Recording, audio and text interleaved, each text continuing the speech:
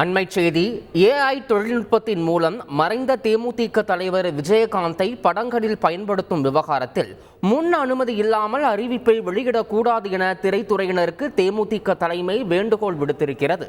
கூடுதல் விவரங்களை எமது செய்தியாளர் ராமச்சந்திரன் வழங்கிட கேட்கலாம். ராமச்சந்திரன், விஜயகாந்த் அவர்களுடைய இந்த ஏஐ விவகாரத்தில் தேமுதிக தலைமை என்ன கூறியிருக்கிறது? முழு விவரம்.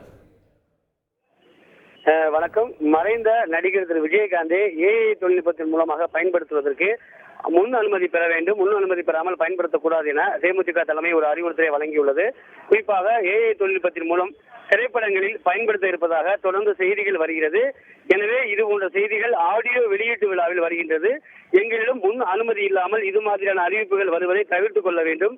எந்த விதத்தில் பயன்படுத்துவதாக இருந்தாலும் முறையாக அனுமதி பெற்ற பின்னே அறிவிப்பை வெளியிட வேண்டும் என்றும், ஏஐ தொழில்நுட்பத்தின் மூலமாக திரைப்படங்களில் பயன்படுத்த இருப்பதாக இதுவரை யாரும் எந்த அனுமதியும் பெறவில்லை என்பதை நாங்கள் தெரிவித்துக் கொள்கிறோம். எனவே அனுமதி இல்லாமல் பத்திரிகை செய்திகள், ஊடக செய்திகள், ஆடியோ வெளியீட்டு விழா போன்ற நிகழ்ச்சிகளில் வெளியிடுவதை தவிர்த்துக் கொள்ள வேண்டும் என்றும் அன்புடன் கேட்டுக்கொள்கிறேன் என தேமுதிக தலைமை அறிவுறுத்தல் அறிக்கையின் வாயிலாக வழங்கியுள்ளது. ஏற்கனவே முன்னணி நடிகராக இருக்கக்கூடிய திரு விஜயின் கோட் திரைப்படத்தில் மறைந்த நடிகர் திரு விஜயகாந்தை ஏஐ தொழில்நுட்பத்தின் மூலமாக பயன்படுத்த இருப்பதாகவும், அது மட்டுமல்லாமல் மறைந்த பவதாரின் குரலை ஏஐ தொழில்நுட்பத்தின் மூலமாக பயன்படுத்தி பாடல் ஒன்று வெளியாகியுள்ளது. அதை மையப்படுத்தி இந்த அறிக்கையை வெளியிட்டிருக்கலாம் என்றும் எதிர்பார்க்கப்படுகிறது.